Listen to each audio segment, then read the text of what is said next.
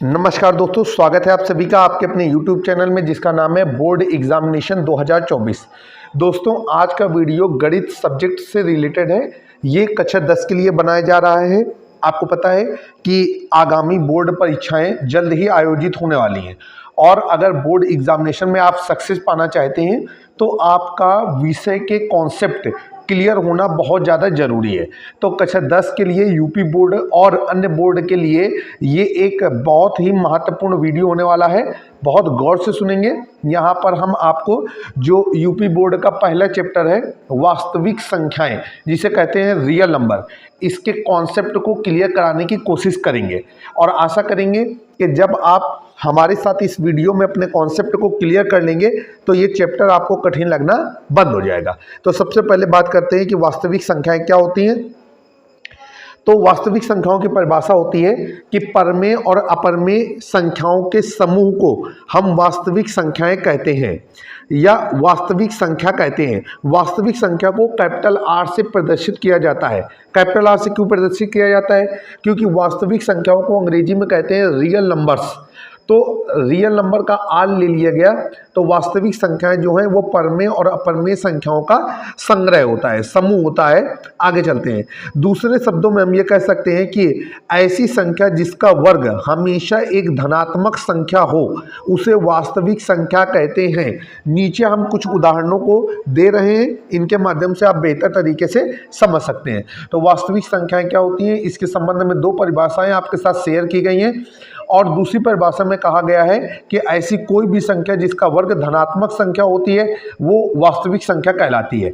Example के तौर पे एग्जाम्पल दिया गया है 2/3, 4.5, -9, -5.6, 5√3, 75√3। ये सभी के सभी वास्तविक संख्याओं के उदाहरण हैं। लेकिन √-3 एक वास्तविक संख्या का उदाहरण नहीं है।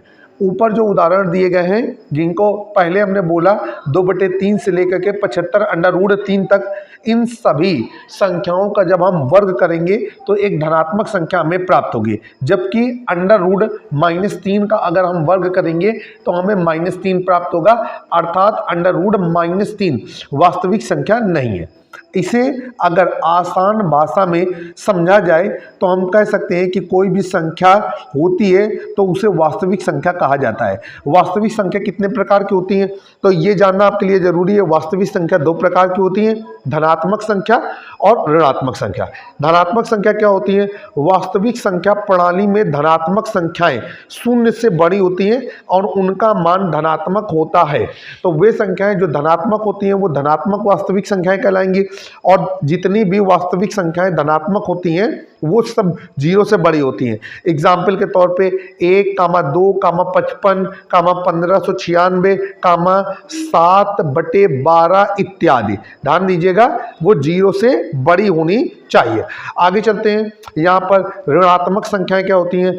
कह रहे हैं वास्तविक संख्या प्रणाली में ऋणात्मक संख्याएं वे संख्याएं होती हैं जो 0 से कम होती हैं, अर्थात उनके आगे ऋण का चिन्ह लगा होता है, जैसे -20, -3, -66, -7/12। तो 0 से छोटी जो भी संख्याएं होंगी वो ऋणात्मक वास्तविक संख्याएं कहलाएंगी। अब वास्तविक संख्या के वर्गीकरण को हम लोग समझने की कोशिश करेंगे। वास्तविक संख्याओं को 5 भागों में वर्गीकृत कर सकते हैं। ध्यान रखिएगा, अगर आप कक्षा 10 यूपी बोर्ड मैथमेटिक्स का पहला अध्याय वास्तविक संख्याओं को अच्छी तरीके से जानना और समझना चाहते हैं तो अध्याय का कॉन्सेप्ट आपको 100% क्लियर होना चाहिए। वास्तविक संख्याओं के वर्गीकरण। वास्तविक संख्याओं के 5 वर्गीकरण है: परमेय संख्या, अपरमेय संख्या, पूर्णांक संख्या, पूर्ण संख्या और प्राकृतिक संख्या। अब परमेय संख्या की परिभाषा क्या है? करें ऐसी संख्याएं जिन्हें अंश बटे हर के रूप में हम प्रदर्शित कर सकते हैं या लिख सकते हैं वो परमेय संख्याएं कहलाती हैं। या फिर इसकी परिभाषा को हम एक दूसरे रूप में भी वर्णित कर सकते हैं कि वे संख्याएं जिन्हें P/Q या X/Y के रूप में लिख सकते हैं, जहां पर हर या Y या Q does not equal to 0, तो वह परमेय संख्या कहलाती है। कह रहे हैं कि कोई भी भिन्न जिसमें भाजक के रूप में शून्य नहीं होता है वो परमेय संख्या कहलाती है। परमेय संख्या के कुछ उदाहरण दिए गए हैं। 2/4, 5/10, 1/4, 1/2 इत्यादि। और जब हम परमेय संख्याओं पर चर्चा करते हैं तो परमेय संख्या भी दो प्रकार की होती है, धनात्मक परमेय संख्या और ऋणात्मक परमेय संख्या। अब बात करेंगे अपरमेय संख्याओं के। अपरमेय संख्याओं के बारे में हम लोग जानेंगे। कह रहे हैं कि अपरमेय संख्याएं ऐसी वास्तविक संख्याओं का समुच्चय होती हैं या समूह होती हैं जिन्हें अनुपात या अंशों के रूप में व्यक्त नहीं किया जा सकता है, जैसे कि √2, √6, √3, √28, √11। जिन भी संख्याओं में अंडर लगा हो वो अपरमेय संख्याएं कहलाती हैं। लेकिन आपको ये ध्यान रखने की जरूरत होती है कि अंडर के अंदर जो लिखी हुई संख्या है, जब उसका वर्गमूल निकाला जाए तो कोई एक सिंगल संख्या ना प्राप्त हो, तभी वो अपरमेय कहलाएगी। एग्जाम्पल के तौर पे √11 अपरमेय संख्या है, लेकिन √25 अपरमेय संख्या नहीं है, क्योंकि √25 को जब हम हल करेंगे तो हमें 5 प्राप्त होगा। आइए आगे चलते हैं। पूर्णांक। पूर्णांक संख्याएं क्या होती हैं? कह रहे हैं एक पूर्णांक कोई भी संख्या होती है जो या तो शून्य होती है या सकारात्मक संख्या या सकारात्मक संख्या या ऋणात्मक संख्या होती है। तो पूर्णांक आपको पता होना चाहिए कि पूर्णांक हमारे दो प्रकार के होते हैं, धनात्मक पूर्णांक भी होते हैं, ऋणात्मक पूर्णांक भी होते हैं। तो पूर्णांक संख्या की परिभाषा बनाई गई है कि या तो वो शून्य हो या सकारात्मक हो या ऋणात्मक हो। सकारात्मक का मतलब इनका धनात्मक से है। तो -3, -1, 0, 3, 7, 11, 25, -18, -37 ये सब पूर्णांक है। जिनमें ऋण का चिन्ह लगा है उन्हें ऋणात्मक पूर्णांक कहेंगे, जिनमें धन का चिन्ह लगा है उन्हें धनात्मक पूर्णांक कहेंगे। अब बात करते हैं पूर्ण संख्याओं के बारे में।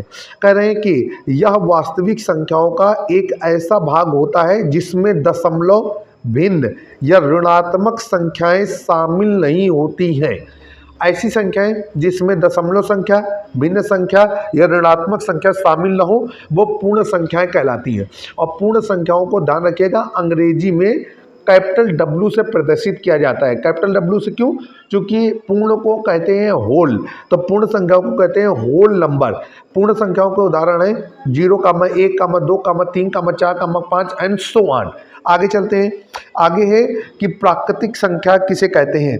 यह एक ऐसी वास्तविक संख्या होती है जो 1 से शुरू होती है और अनंत पर समाप्त होती है।